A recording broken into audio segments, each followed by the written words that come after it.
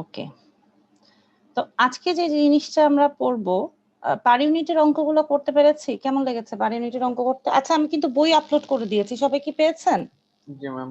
বইয়ের মধ্যে একটা প্রবলেম আছে, একটু বলে দেই। স্টিভেনসন স্যারের যে বইটা, স্টিভেনসন, হ্যাঁ, যেটা আমরা অ্যাকচুয়ালি পার ইউনিটের অঙ্কগুলো করেছি, এখন এই বইটা অনেক পুরানো। হ্যাঁ, এই বইয়ের কোনো মানে সফট কপি নাই, মানে লেটেস্ট কোনো সফট কপি নাই। একটা মেবি অনেক পুরানো একজন করেছিল, তাও ওই যে ওয়াটারমার্ক দেয়া। হ্যাঁ, তো ওই একটাই আমি পেয়েছি। তো তোমরা চেষ্টা করো স্টিভেনসনের বইটা অ্যাটলিস্ট কিনতে, হ্যাঁ, বাকিগুলো না কিনলেও। কারণ নতুন যেটা আছে সেখানে তোমার ধরো অঙ্ক টঙ্ক চেঞ্জ মানে মোটামুটি মিলে, কিন্তু আসলে আগেরটার সাথে অত মিলে না, কিন্তু দেখা যায় যে জিনিসপত্র মোর অর লেস সেম। ঠিক আছে, হয়তো তুমি এই আমি তোমাদেরকে যেটা মোটামুটি ক্লাসে পড়িয়েছি সেখানে দেখবা যে দুইটা বইয়ের মানে স্যারের লেকচার আর হচ্ছে বই দুইটা কম্বিনেশন করে পড়াইছি। ঠিক আছে, তো আজকে আমরা যেটা করব মোটামুটি এখন পার ইউনিট ক্যালকুলেশন তোমরা বুঝতে পেরেছো।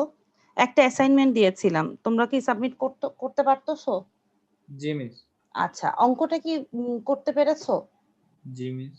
বুঝতে পেরেছো অঙ্কটা? মানে এখানে আমাদের অঙ্কটা যেটা নতুন আমরা ছিল, বুঝতে পারিনি। করছি বাট শিওর না। ওকে, না আমি তো আজকে দেখিয়ে দিব তোমাদের যেটা হয়। আজকে অবশ্য পারবো না, এই উইকে আমি দেখে দিব। তো যেটা হচ্ছে তোমাদের অঙ্কটাতে যেটা ছিল, আগে যেমন ছিল যে প্রাইমারিটা বেস ধরেছে, তাই না? কিন্তু এই অঙ্কটাতে যে ছিল বেস টোটালি নতুন, প্রাইমারিরও বেস না, সেকেন্ডারিরও বেস না, টারশিয়ারিরও বেস না। সো ওইভাবে অঙ্কটা করতে হবে। আচ্ছা, আজকে দেখবো, দেখে ওই অঙ্কটাই মোটামুটি সবচেয়ে জটিল লাগছে, তাই না? এছাড়া তো আর বাকি অঙ্কগুলো তো তোমরা মোটামুটি ভালো বুঝেছই, তাই না? ভোল্টেজ দেওয়া আছে, ওই ভোল্টেজের রেসপেক্টে সবগুলোকে কনভার্ট করতে হবে না নতুন রাইট বইতে। রাইট, হ্যাঁ, ভেরি গুড। পাওয়ার এবং বেস দুইটার রেসপেক্টই পুরাটা এখন চেঞ্জ হয়ে যাবে। ধরতে পেরেছো তো তাহলে ইনশাআল্লাহ? আচ্ছা, তাহলে আসো আজকে ক্লাসটা স্টার্ট করি। এবং আজকে আচ্ছা, আমাদের আজকে চ্যাপ্টার 2 শুরু হচ্ছে, যেটা হচ্ছে complex power and load flow study. হ্যাঁ, তো এটা দেখার আগে একটু আমরা দেখে নিব যে পাওয়ার সিস্টেম স্ট্রাকচারটা অ্যাকচুয়ালি দেখতে কি রকম। এরকম না?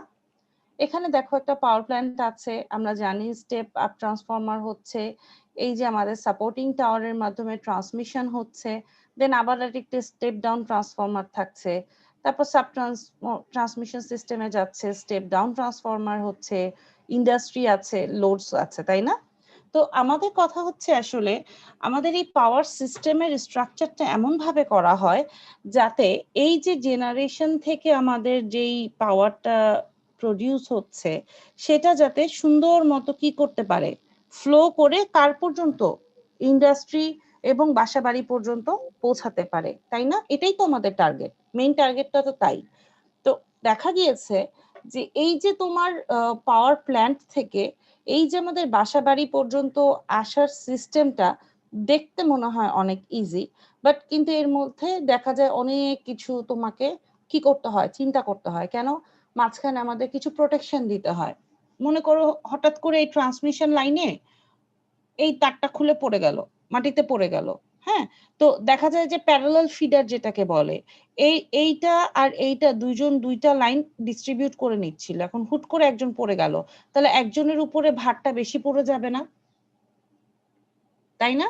জি ম্যাম। তো তুমি যখনই একটা পাওয়ার সিস্টেম ডিজাইন করবা, তোমার মাথায় কিন্তু অনেক কিছু থাকতে হবে।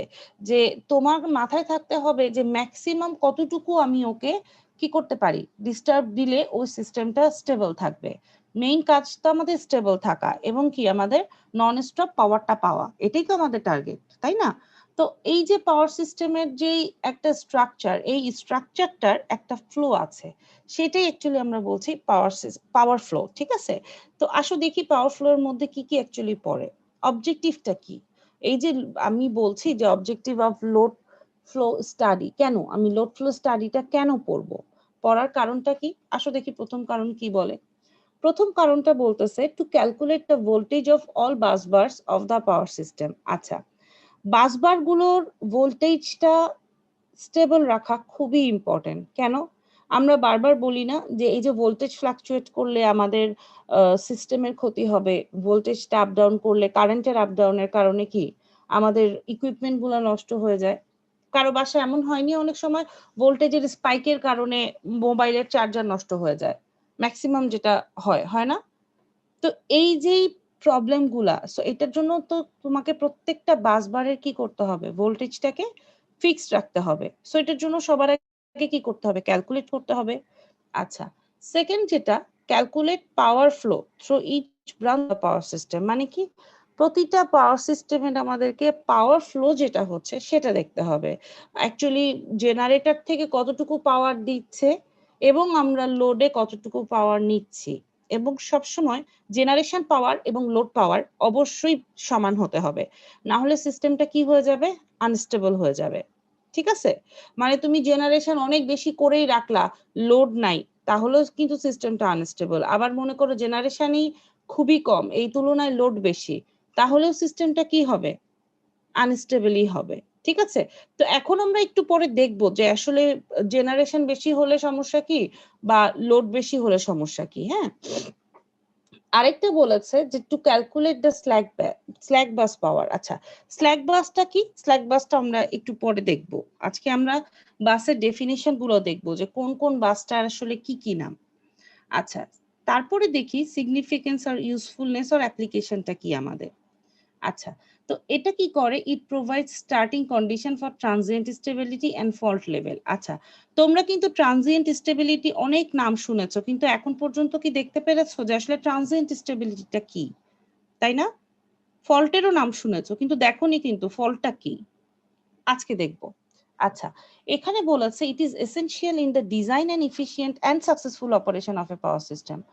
তুমি একটু যদি লোড ফ্লো না জানো, তুমি কখনোই একটা সিস্টেমের একটা ইফিশিয়েন্ট এবং সাকসেসফুল অপারেশন সিস্টেমটার জন্য ডিজাইন করতে পারবা না। হ্যাঁ, তো কিভাবে পারবো না, আজকে আমরা একটা টোটাল একটা এক্সাম্পল দিয়ে সিমুলেশন দিয়ে দেখবো। জাস্ট তুমি পয়েন্টগুলো খেয়াল রাখো। কি বলেছে, it assists to have high speed analytical technique which incorporate automatic control feature for on and off and online application। মানে কি, তুমি এই যে আমরা যে এখন যে কোনো একটা সিস্টেমের সাথে বলি না যে একটা স্ট্যাটকম লাগাই দিব বা একটা ব্যাটারি লাগাই দিব, অথবা মনে করো তোমার বাসা বাড়িতে সোলার লাগাবা, এখন এগুলো কি র্যান্ডম টেকনিক, র্যান্ডমলি তুমি বসায় দিতে পারো? র্যান্ডম কিন্তু তুমি বসায় দিতে পারবা না, কারণ তোমার মনে করো দিনের বেলায় সোলার আসে, রাতের বেলায় তো সোলার আসে না, আসে?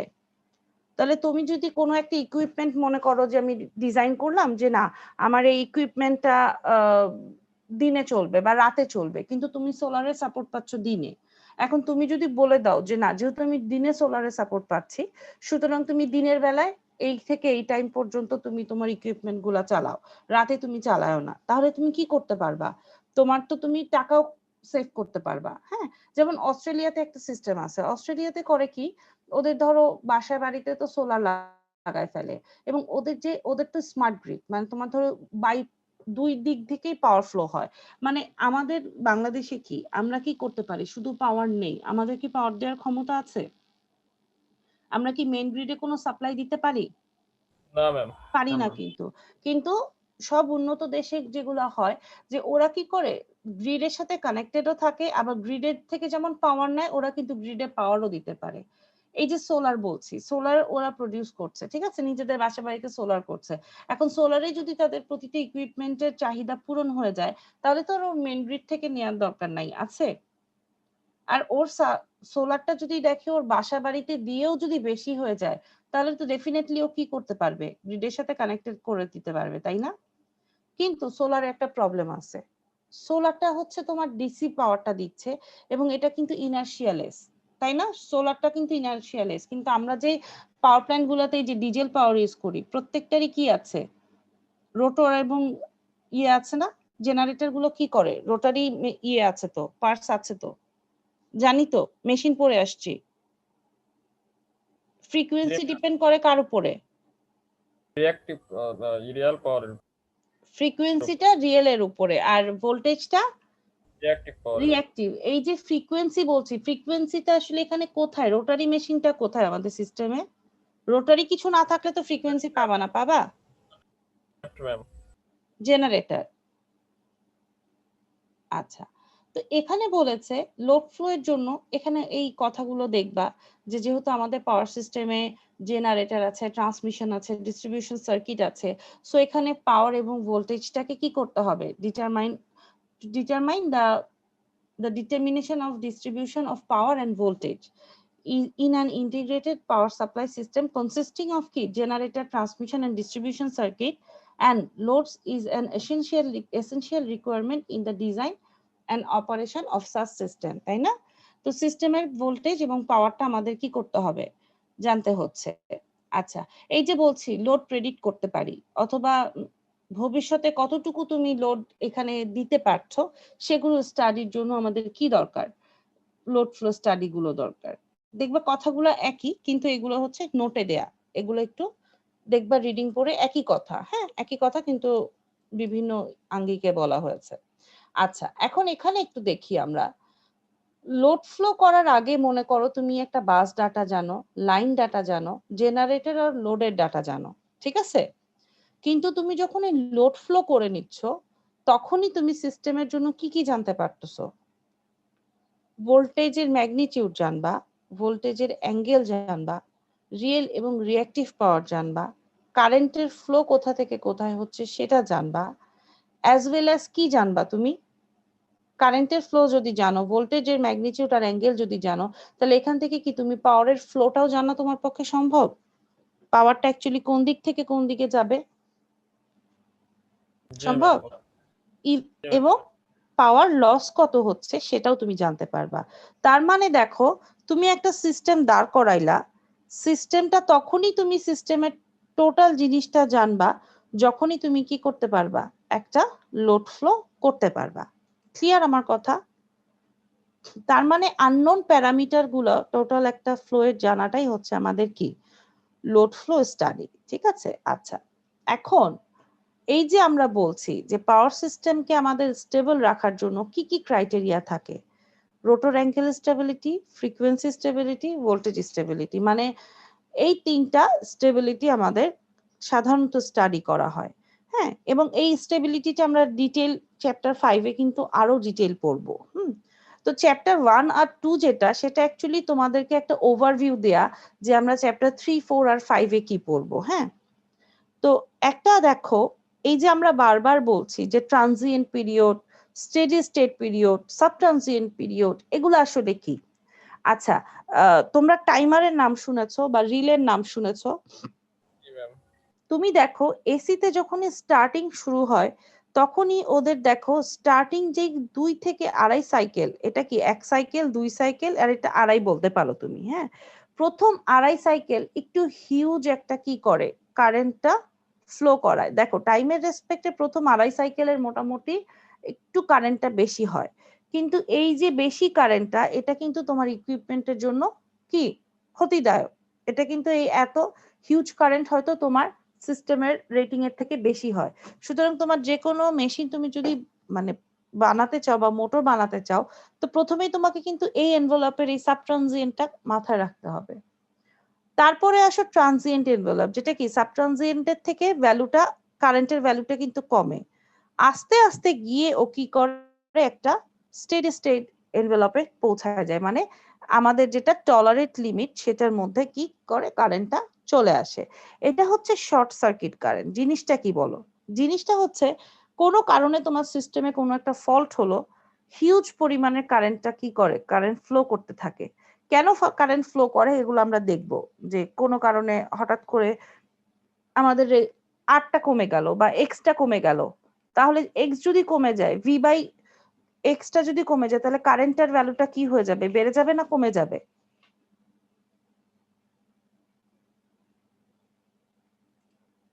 বেড়ে যাবে। মনে করো এটা একটা ভোল্টেজ সোর্স, ঠিক আছে, এখন এখানে অনেকগুলো রেজিস্ট্যান্স আছে মনে করো সিরিজে, হ্যাঁ। এখন হুট করে মনে করো এখান থেকে তারটা খুলে এই গ্রাউন্ডের সাথে লেগে গেল, তাহলে এখানের কারেন্ট আই যেটা আর পরবর্তী যে কারেন্টটা আই প্রাইম, দুইটা কারেন্টের মধ্যে কার ভ্যালুটা বেশি হওয়া উচিত? I prime. আই প্রাইমের ভ্যালুটা বেশি হওয়া উচিত, কেন? কারণ এই আর গুলো পরবর্তীতে আর কি করবে না, থাকবে না। বুঝতে পারছো? হ্যাঁ রাউন্ডের রাউন্ডের সাথে শর্ট হয়ে গেছে, সুতরাং কি হয়ে যাচ্ছে আমাদের কারেন্টের ভ্যালুটা অনেক হচ্ছে কি বেড়ে যাচ্ছে, বুঝা গেল? আচ্ছা এখন আসি পাওয়ার সিস্টেম অ্যানালাইসিসের যে ফাংশন গুলা, এখানে কিছু কথাবার্তা আছে। হ্যাঁ আমি আজকে ভিডিওটা দিব, তোমরা কি করবা এই কথাগুলো পড়বা, দেখবা সেম কথাই, কিন্তু নেক্সট দিন আমি তোমাদেরকে একটু জিজ্ঞেস করব যে এই কথাগুলো আসলে কি বলছে, যে লোড আমি বাড়াচ্ছি কমাচ্ছি বা স্টাডি ইফেক্ট গুলো কেন হচ্ছে, নেটওয়ার্কিং জিনিসটা কি, ইকুইপমেন্ট কনফিগারেশন কি, এগুলো তোমরা পড়বা, রিডিং পড়বা। হ্যাঁ রিডিং পড়ে নেক্সট ক্লাসে আমরা ডিসকাশন করব, ঠিক আছে? তো এখন তোমাদেরকে কেন আমি এটা বলছি যে আসলে আমাদের বাসগুলো কি কি, হ্যাঁ একটু দেখে রাখো। There are 4 variables that are associated with each bus. প্রতিটা বাসে, শোনো এখন থেকে যেগুলো বলছি মনে করবা, এগুলো এখন থেকে আমাদের মাথায় রাখতে হবে, মাথার বাইরে দেয়া যাবে না, ঠিক আছে? আসো দেখি কি কি বলেছে। যে 4টা ভ্যারিয়েবলস আছে হ্যাঁ বাসের মধ্যে, কি কি বাসগুলোতে কি কি ভ্যারিয়েবল আছে? পি, পি মানে কি? Real power ma'am. কিউ মানে কি? রিঅ্যাক্টিভ পাওয়ার। ভি মানে কি? ভোল্টেজ। টার্মিনালের ভোল্টেজ। আর ডেল্টা মানে কি? অ্যাঙ্গেলটা। অ্যাঙ্গেল। Very good. তার মানে এই 4টা ভ্যারিয়েবল আছে, ঠিক আছে? আচ্ছা কি বলেছে? In a powerful study 2 of the 4 variables are defined and the other 2 are unknown. মানে এই 4টা ভ্যারিয়েবলের মধ্যে সবসময় দেখবা 2টা নোন থাকবে, 2টা আননোন থাকবে। এইটার উপরে অ্যাকচুয়ালি ডিপেন্ড করে আমরা বাসগুলোর নাম দিব। কেন নোন থাকবে, কেন আননোন থাকবে, এই প্রশ্নটা একটু পরে কিন্তু আমাকে জিজ্ঞেস করবা, ঠিক আছে? That's why we have the same number of equations as the number of unknown. এই তার মানে এই 4টা আননোন থাকলে 4টা ইকুয়েশন, 2টা আননোন থাকলে 2টা ইকুয়েশন। আচ্ছা so the known and unknown variables depend on the type of bus, এই যে একটু আগে যেটা বললাম। আচ্ছা লোড বাস, জেনারেটর বাস, আরেকটা হচ্ছে স্ল্যাক বাস বা সুইং বাস, ঠিক আছে? আচ্ছা লোড বাসটা কি বলেছে? লোড বাস যখনই বলবো তখন বাসের ক্ষেত্রে কি কি নোন থাকবে, কি কি আননোন থাকবে, তোমাদের কি মনে হয়? লোড বাসকে বলা হচ্ছে পিকিউ বাস, তাহলে বলো তো কি কি নোন থাকার কথা আর কি কি আননোন থাকার কথা? PQ known, very good. আর আননোন? V আর del. ভি আর ডেল। Very good. তাহলে কি বলেছে? এ বাস at which the real and reactive power are specified and for which the bus voltage will be calculated. All buses having no generators are load buses. যেখানে কোনো generator থাকবে না তার মানে সেখানে কি থাকবে? সেখানে কি থাকবে? সব লোড থাকবে। সো সেটাকে আমরা কি বলবো? লোড বাস বা পিকিউ বাস।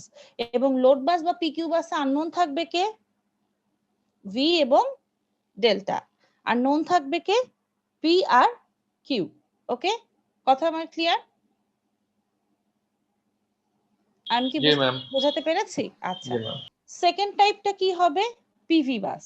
পিভি বাস বলতে জেনারেটর বাস। দেখি জেনারেটর বাস কি বলেছে। বলেছে এ বাস at which the magnitude of the voltage is defined. তার মানে পি আর ভি দেয়া। পিভি বাস যেটা জেনারেটর বলছি, ভোল্টেজটা কি করা? Defined and is kept constant by adjusting the field current of a synchronous generator. ঠিক আছে? এটা সিনক্রোনাস জেনারেটরের মাধ্যমে আমি আমাদের কি ভিটাকে ডিফাইন করতে পারছি, তাই তো? আচ্ছা we also assign real power generation for each generator according to the economic dispatch. তার মানে এখানে নোনটাও কি হচ্ছে? নোনটা কি হচ্ছে? পি না ভি? ঘুমায় যাচ্ছ? PV দুইটাই না ম্যাডাম? পিভি দুইটাই নোন আর আননোন তাহলে কি? Q আর কিউ আর কিউ ডেল। আর ডেল্টা। স্ল্যাক বাসটা কাকে বলে? এই special generator bus serving as the reference bus. শোনো আমরা নরমালি কি করি যে একটা আমাদের বাস সবসময় রেফারেন্স থাকে না, নোড অ্যানালাইসিস করেছি না আমরা বাচ্চাকালে 1-2 তে। এবার দেখবা নোড অ্যানালাইসিসটা আসলে কেন দরকার হয়। হ্যাঁ যে কোনো যে পাওয়ার ফ্লো এর জন্য যখনই আমরা মনে করো যে কোনো মেথডে যাব তখন কিন্তু আমাদের নোড অ্যানালাইসিস করেই যেতে হয়। সো এখানে যেমন একটা রেফারেন্স বাস লাগে, আমাদের এই টোটাল পাওয়ার ফ্লো এর জন্য কি একটা রেফারেন্স বাস লাগে। এই রেফারেন্স বাসের ক্ষেত্রে ভোল্টেজ এবং অ্যাঙ্গেল দুইটাই কি থাকতে হবে, ফিক্স থাকতে হবে। এবং যদি ভোল্টেজ আর অ্যাঙ্গেল ফিক্স থাকে তাহলে এখানে আননোন কে কে থাকবে, পি P আর কিউ। ও সুবিধা মতো পি কিউটাকে অ্যাডজাস্ট করে নিতে পারবে, ঠিক আছে। তো এইটাই হচ্ছে আমাদের 3 ধরনের বাস। এইটা এখন থেকে মাথায় সবসময় রাখবা। জি বাবা। স্ল্যাক বাসটা তাহলে কিভাবে কাজ করে? আমি যদি রিয়েল পাওয়ার আর রিয়েক্টিভ পাওয়ারটা নাই জানি, তাহলে আমি কিভাবে জানলাম যে মানে আমার ভোল্টেজটা কত আর এখানে আর ভোল্টেজ অ্যাঙ্গেলটা আর কত? অ্যাঙ্গেলটা ফিক্সড। আচ্ছা, আমাদের পাওয়ার ফ্লোটা আসলে ডিপেন্ড করে কার উপরে জানো? এই যে অ্যাঙ্গেলটার উপরে কিন্তু ডিপেন্ড করে। সো এই যে তোমাকে বলতেছে স্ল্যাক বাসের ক্ষেত্রে আমাদের ভোল্টেজ এবং অ্যাঙ্গেলটা ফিক্সড, তার মানে ওর সুবিধা মতো কি করবে, ওর পাওয়ারটা এবং রিয়েল পাওয়ার রিঅ্যাক্টিভ পাওয়ারটাও অ্যাডজাস্ট করতে পারে। স্ল্যাক বাসে কিন্তু তোমার একটা জেনারেটর থাকবে সব সময়, ওই জেনারেটরের রেটিংটা তুমি দিয়ে দিবা। বোঝা গেল? আচ্ছা, এতটুকু একটু দেখো। আরেকটা জিনিস দেখাই তোমাদেরকে, যেহেতু আসলাই, আসো দেখি। এই যে স্ল্যাক বাস বলেছি, আচ্ছা আমার ইয়েটা কি দেখতে পাচ্ছ? আমার স্ক্রিনটা দেখতে পাচ্ছ? আসো তাহলে একটা সিস্টেমই না দেখি। ম্যাম, দেখা যাচ্ছে আচ্ছা, না। এখন দেখতে পাচ্ছ? আসে নাই এখন ম্যাম। এখনো আসেনি ম্যাম, এখন জি মিস দেখা আসছে। যাচ্ছে। আসছে ম্যাম। আসছে না? আচ্ছা, জি। এখন দেখো, এটা একটা আমি সিস্টেম দেখাচ্ছি। আমার সিস্টেমটা কি দেখবা এখন, দাঁড়াও। এখানের ক্ষেত্রে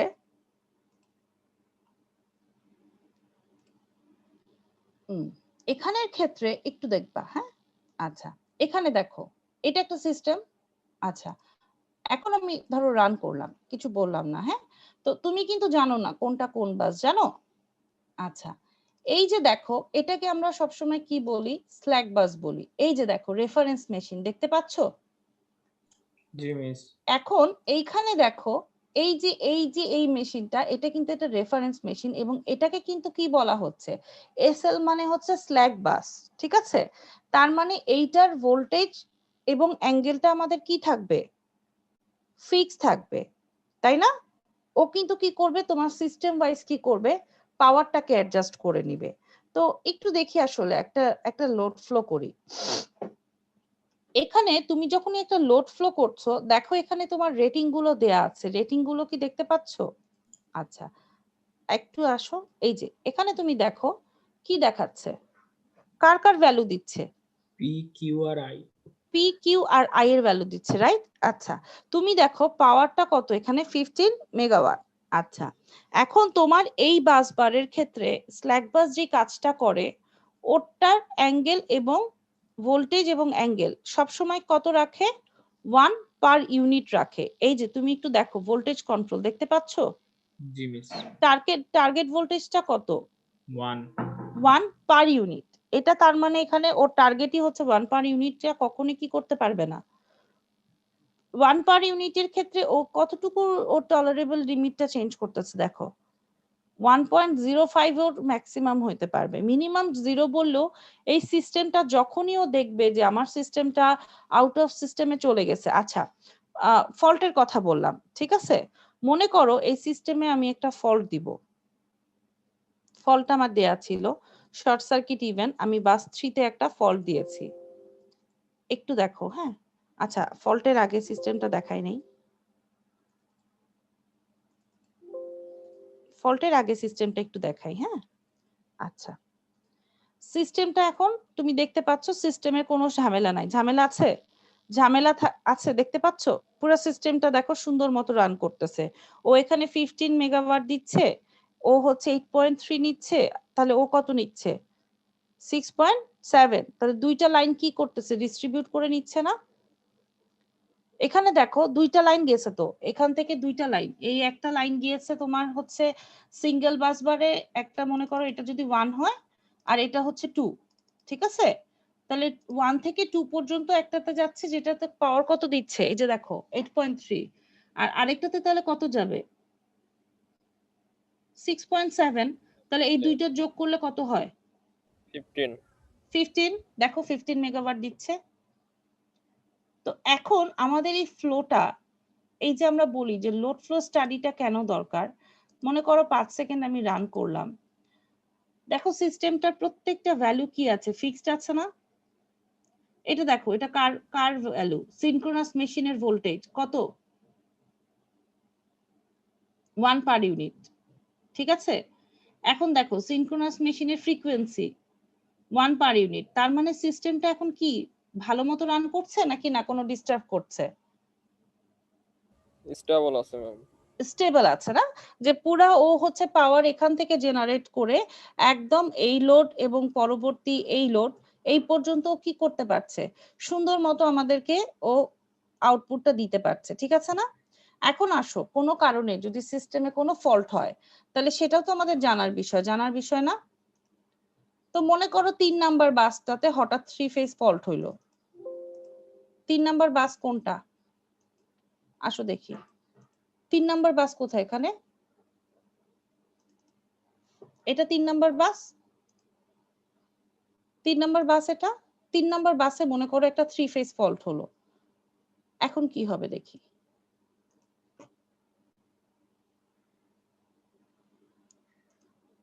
লোড ফ্লো হলো, ঠিক আছে।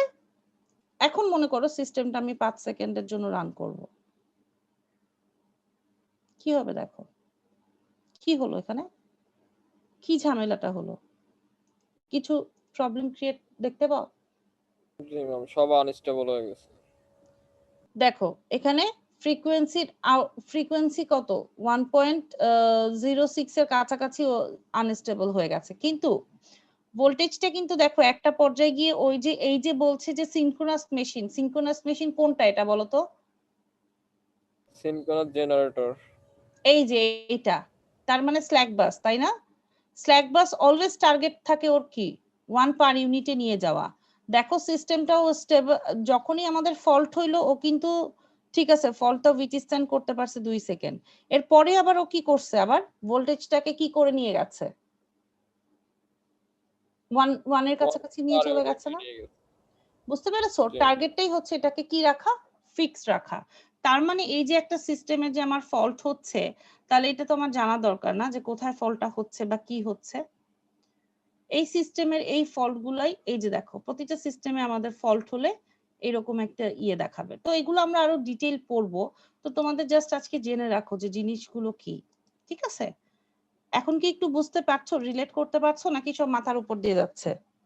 ম্যাম এই সফটওয়্যারটার নাম কি? পাওয়ার ওয়ার্ল্ড সিমুলেটর? এটা না, এটা হচ্ছে পাওয়ার ফ্যাক্টরি, ডিক্সাইলেন্ট পাওয়ার ফ্যাক্টরি। পাওয়ার ওয়ার্ল্ড সিমুলেটর আমি দেখাবো তোমাদের পরবর্তীতে। পাওয়ার ওয়ার্ল্ড সিমুলেটরটা ইজি, ডিক্সাইলেনে আবার করে কি, তোমার পাওয়ার ওয়ার্ল্ড সিমুলেটরে তুমি যে এই টাইম ডায়াগ্রাম গুলো দেখতে পাচ্ছ না, সেটা মেবি পাওয়ার ওয়ার্ল্ড সিমুলেটরে নাই।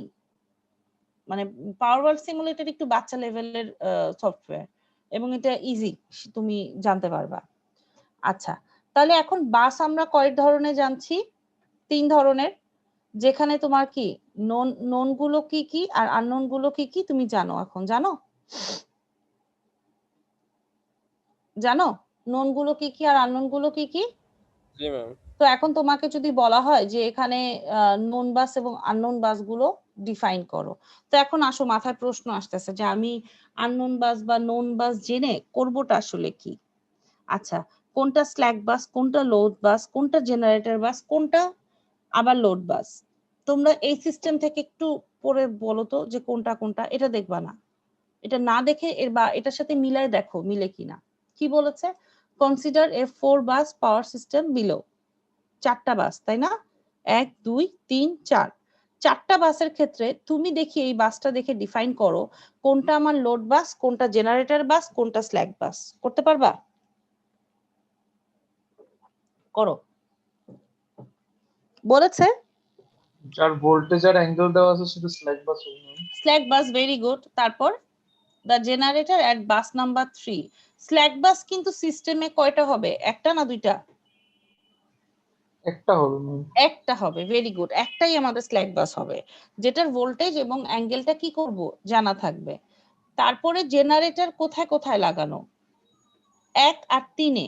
তাহলে 1 আর 3 যদি জেনারেটর হয় তাহলে একটা তো চলে গেল স্ল্যাক বাসের জন্য, তাই না? এটাকে নাম দিয়ে দিয়েছি। তাহলে বাস 3টা আমাদের কি হবে, জেনারেটর বাস। আর বাস 4 আর বাস 2 এই দুইটাতে কি দেয়া আছে, লোড। কোনো কি জেনারেটর আছে? না। না। এবং এই জন্য এটাকে আমি কি বলবো, Load লোড bus. বাস। লোড বাস বললেই আমার কাকে কাকে জানা থাকবে? P R real Q। পাওয়ার আর রিয়েক্টিভ পাওয়ার। রাইট। আর জেনারেটর বাসে কে কে থাকবে? পাওয়ার এবং ভোল্টেজ, বাকিগুলো আননোন থাকবে। আচ্ছা, ওয়াই বলতে কি বোঝাও? Y admittance, reactance? Admittance ma'am. Admittance, very good. অ্যাডমিটেন্সটা কি আসলে? ইম্পিডেন্সের উল্টাটা ম্যাম। ইম্পিডেন্সের উল্টাটা। ইম্পিডেন্সটা কি? ইম্পিডেন্স হচ্ছে আপনার R plus j X plus minus j X আর কি। ওকে, মানে হচ্ছে যে রেজিস্ট্যান্স কোনো এবং রিঅ্যাক্টেন্স। রেজিস্ট্যান্স এবং রিঅ্যাক্টেন্স, সেটাকে আমরা কি বলছি? জেড বলছি। আর জেড এর ইনভার্সটাই হচ্ছে কি? ওয়াই। Y, admittance. আচ্ছা, এখন আমাদের যে কোনো একটা পাওয়ার সিস্টেমকে অ্যাকচুয়ালি আমি ওয়াই বাসে ডিফাইন করতে পারি। এই যে রিডিং গুলো দেখছো, এটা কিন্তু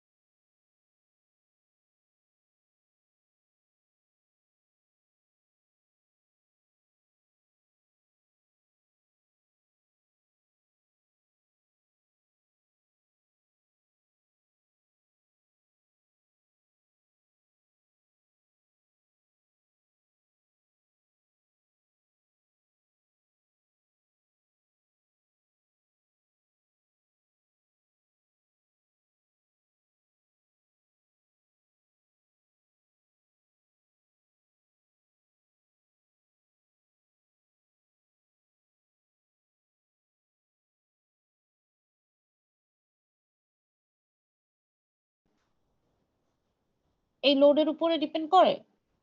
জি ম্যাম, লোডের উপরে আচ্ছা। ডিপেন্ড। তো মনে করো যে কোনো একটা ভোল্টেজ ভি অ্যাঙ্গেল কি, মনে করো ডেল্টা, তাহলে কারেন্টের যদি এই থিটার ডিফারেন্সটা থাকে, তাহলে কারেন্টের ভ্যালুটা কি হবে? Delta minus theta. একদম বাচ্চাকালের পড়া। তাই না? জি এখন ম্যাম। আই এর কমপ্লেক্স কনজুগেটটা কি হবে? ম্যাগনিটিউডে তো চেঞ্জ হয় না, তাহলে চেঞ্জ হয় কোথায়? অ্যাঙ্গেলে। জি ম্যাম। আচ্ছা, এখন থিটাটা যদি Angle.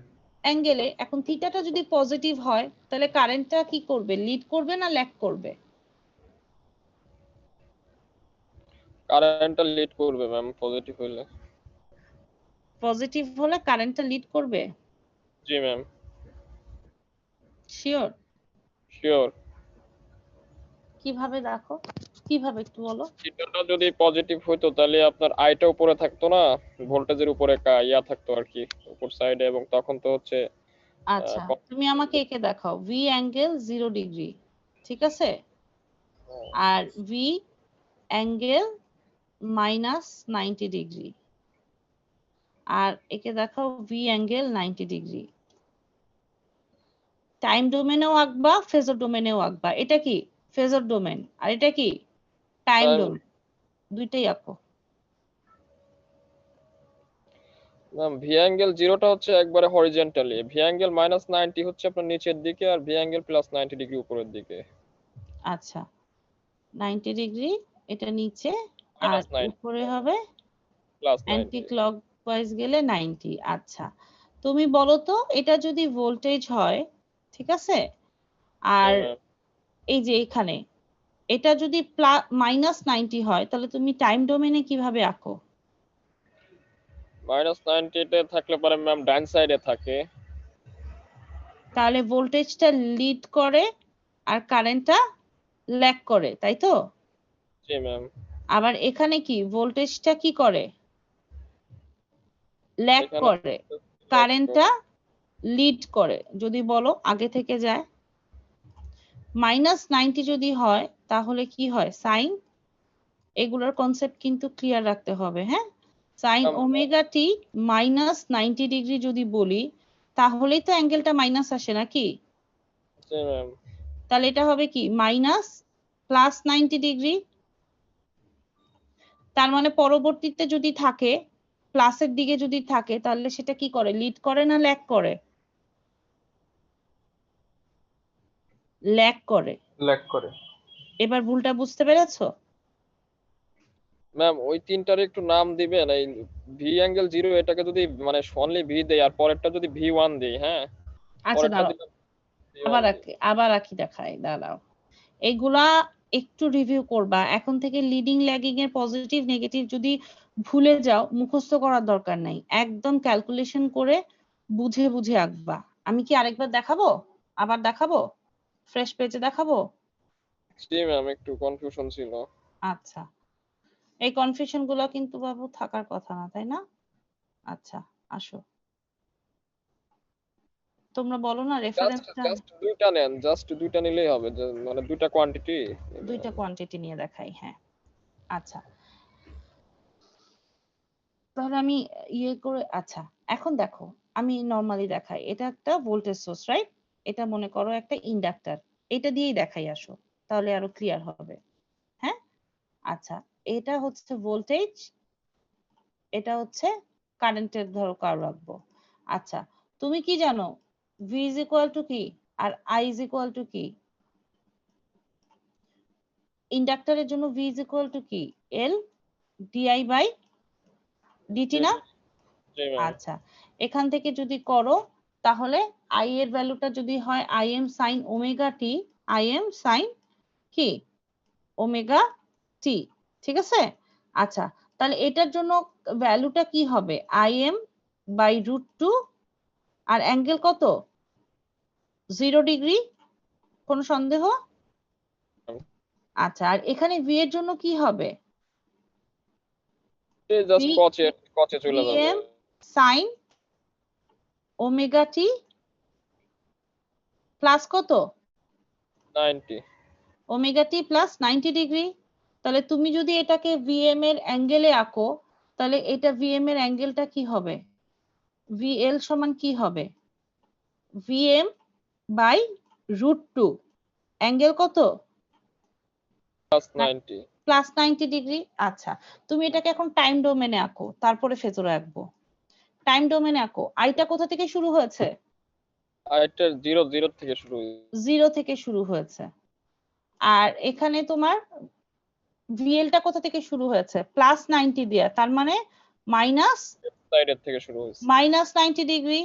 তাহলে কোথা থেকে শুরু হবে? -90 ডিগ্রি থেকে। ঠিক বললাম না ভুল বললাম? জি ম্যাম, ঠিক আছে। তাহলে এটা হবে ভিএল আর এটা হবে কি আইএল। তাহলে এই যে এটা কি -90 থেকে শুরু হলো, তাহলে কে কাকে লিড করতেছে? ম্যাম ভিএল লিড দিচ্ছে না? হ্যাঁ, ভিএল লিড আইএল কততে? 0 ডিগ্রিতে, রাইট? তাহলে তো ম্যাম আচ্ছা, পজিটিভ অ্যাঙ্গেল থাকলে তো সেটা লিড দেয়, এটাই তো বলছিলাম ম্যাম। আইটা হচ্ছে 0, তাহলে ভিএলটা কোথা থেকে? Plus V90 degree. জি ম্যাম, +90 উপরের দিকে না -90 উপরের দিকে? অ্যান্টি প্লাস ক্লকওয়াইজ যায়, +90 উপরের দিকে। তাহলে এটা হচ্ছে ভিএল, এটা হচ্ছে কি আই এম। তাহলে কি আইটা লিড করতেছে ম্যাম আই লিড করে ভিটা কি লিড করতেছে? ভি লিড করতেছে তো। ভেরি গুড, ভিটা লিড করতেছে। বুঝতে পারছো? হ্যাঁ, এটা যদি হয় তাহলে এখন তুমি আমাকে বলো এখান থেকে কি হচ্ছে। তাহলে এখানে কি দেখাচ্ছে? ম্যাম আমি তো সেটাই বলছিলাম যে অ্যাঙ্গেলটা প্লাস থাকলে পরে সেটা তো লিডিং থাকবে আর কি। হ্যাঁ, তাহলে এখানে কারেন্টটা কি লিড এখানে ভোল্টেজ লিডিং না কারেন্ট লিডিং? Voltage leading. ভোল্টেজটা লিডিং। ওকে, ঠিক আছে, বুঝতে পেরেছি। আচ্ছা, তাহলে এখন ভোল্টেজটা যদি লিড হয়, আমাদের ভোল্টেজটা লিডিং হওয়া মানে পাওয়ার ফ্যাক্টরটাও কি হবে? লিডিং হবে না ল্যাগিং হবে? ভোল্টেজটার সাথে কি পাওয়ার ফ্যাক্টর ডিপেন্ডেন্ট নাকি কারেন্টের সাথে ডিপেন্ডেন্ট ম্যাম। কারেন্টের সাথে? তাহলে কারেন্ট যদি লিডিং হয় তাহলে পাওয়ার ফ্যাক্টরটাও কি হবে? লিডিং। leading। আর ভোল্টেজটা যদি Leading হয়। ল্যাগিং হয় তার মানে কারেন্টটা লিডিং, তাই তো?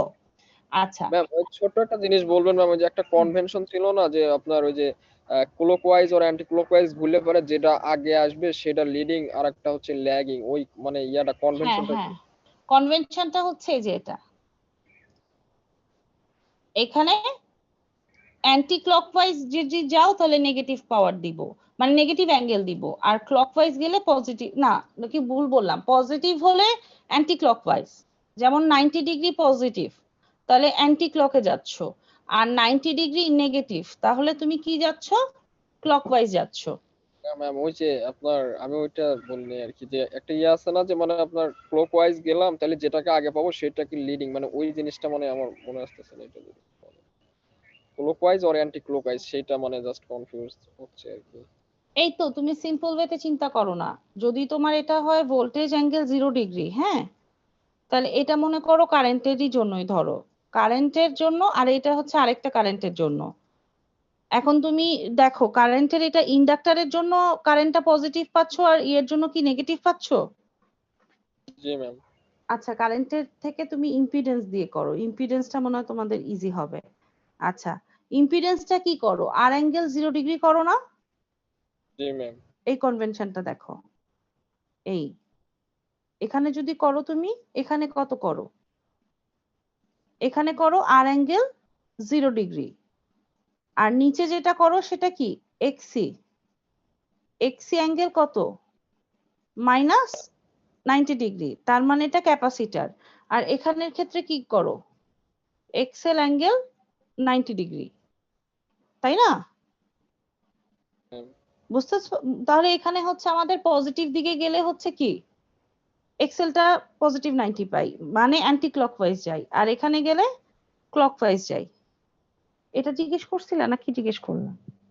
না ম্যাম এইটা না ম্যাম, মানে আমি বলতে চাচ্ছি ম্যাম মানে হ্যাঁ দুইটা কোয়ান্টিটি আমার দেওয়া আছে, দুইটা ফেজর কোয়ান্টিটি দেওয়া আছে। এখন হ্যাঁ, রেফারেন্সের সাপেক্ষে আমার মানে ক্লকওয়াইজ গেলে আগে পাইলে পরে হচ্ছে আপনার লিডিং আর পরে পরে ল্যাগিং, এরকম যে একটা কনসেপ্ট আছে ওই কনসেপ্টটা মানে আমি মিলাইতে পারতেছি না, এটা ও বলতেছি। আচ্ছা আচ্ছা, তুমি ইয়ে করে ফেলবা। আমি যেটা করি আসলে ডাইরেক্ট হচ্ছে তোমার এটা ফেজর দেয়া থাকে না, তুমি হচ্ছে টাইম ডোমেন থেকে আমি একবারে টাইম ডোমেনে কনভার্ট করে নেই। বুঝতে আমি পেরেছো? ওইভাবেই করি, কিন্তু হ্যাঁ, হঠাৎ করে মানে স্যার কোশ্চেন করছিল, কিন্তু ওইটা মানে ওইভাবে তো করি না, জাস্ট মানে ওই কনভেনশনের সাথে মানে মনে ছিল না, এই জন্য মানে আচ্ছা, তাহলে মিলায় দেখো। তুমি মনে করো এটা ভি অ্যাঙ্গেল 0 ডিগ্রি, হ্যাঁ, আর কারেন্টের মনে করো অ্যাঙ্গেল কত? এটা যেহেতু নিচের দিকে গেছে তাহলে আই অ্যাঙ্গেল কত হওয়া উচিত? মাইনাস -θ। তাহলে এখন কে এখানে লিডিং হচ্ছে, কে ল্যাগিং হচ্ছে? এখানে তো মনে হচ্ছে যে ক্লকওয়াইজ গেলে পরে আমি ভি কে আগে পাচ্ছি আল্লাহ কি সেটা কে হলো? কোন বয়স্ক মানুষ? আবেদ কাকু হ্যাঁ, এটা কোন বয়স্ক মানুষ আসলো? আচ্ছা, এই কনভেনশনটা তুমি মিলাও, তোমার কনভেনশনের সাথে মিলাও, তাহলেই তো বুঝবা যে কে কে ল্যাগিং, কে লিডিং হচ্ছে আর কে ল্যাগিং হচ্ছে। ঠিক আছে? জি ম্যাম ম্যাম এখানে ভোল্টেজটা লিডিং না। ভোল্টেজ তো 0 ডিগ্রি, আর কারেন্টটা কি মাইনাস থিটা। থিটা। আসো আঁকি, আমারও এই কনভেনশনটা, এই যে না ম্যাম, voltage- থিটাটা তো ভোল্টেজ আর কারেন্টের মাঝখানে অ্যাঙ্গেল, ভোল্টেজটাকে রেফারেন্স ধরে। তাহলে কারেন্টটা যদি মাইনাস থিটাতে থাকে তাহলে কারেন্টটার পেছনে থাকার কথা না? হ্যাঁ, কারেন্টটা কি এরকম আসা উচিত? দাঁড়াও, আই না ইজ ম্যাম, ইকুয়াল টু কি কারেন্টটা হবে? ম্যাম ডান দাঁড়াও, সাইডে থাকা উচিত। আই এম সাইন, এটা আঁকো, I am sine omega t minus theta, right? তো মাইনাস হলে মাইনাস প্লাস থিটা, তাহলে কারেন্টটা এটা এটা কারেন্টটা পরের থেকে আসা উচিত, ডান তাহলে সাইডে কারেন্টটা ল্যাগ করা উচিত। হ্যাঁ, তাহলে এখন মিলাতে পারছো? তার মানে এখন হচ্ছে যদি ক্লকওয়াইজ পরের দিকে থাকে, ক্লকওয়াইজ যদি পরে থাকে তাহলে সেটা হবে কি? ল্যাগিং। ল্যাগিং। এখন মিলাতে পারছি? জি ম্যাম হ্যাঁ, এটা ঠিক আছে। তাহলে ক্লকওয়াইজ যদি থাকে তাহলে ল্যাগিং। আমি অবশ্য এইটাতে না গিয়ে আমি টাইম ডোমেন থেকে ফেজর থাকলে ফেজর থেকে টাইমে কনভার্ট করে নেই, এটা আমার জন্য ইজি হয়, মানে আমার মনে রাখতে ইজি হয়। জি ঠিক আছে? আচ্ছা, তাহলে complex power in the direction of current indicated is কি হয় আমাদের? মিস এই একটু এই ইন্টারাপ্ট সূত্রটা করছি। জানি। মিস আমাদের এখন ক্লাস আছে আরেকটা। 12টা 10 থেকে? জি মিস। আচ্ছা ঠিক আছে। আচ্ছা, তাহলে আমরা নেক্সট দিন হচ্ছে তোমাদের যেটা করব, কালকে যেটা করব, একটু শুধু তোমরা লাস্ট একটা জিনিস দেখে আসবা। আমি একটু জাস্ট দেখাই দেই। লাস্ট তোমাদের কাছে ইয়েটা আছে না, তোমাদের কাছে এই ইয়েগুলো আছে না, এইখান থেকে তোমরা এই যে ওয়াই ম্যাট্রিক্সটা আমি দেখাবো নেক্সট দিন, জাস্ট এই যে এইখান থেকে এই ডায়াগ্রামটা, হ্যাঁ, এবং নোডের যে কনসেপ্ট, আশা করি কেউ ভুলে যাও নাই, তাই না? জি ম্যাম আচ্ছা, নোডের কনসেপ্টগুলো একটু মনে রাখবা, হ্যাঁ?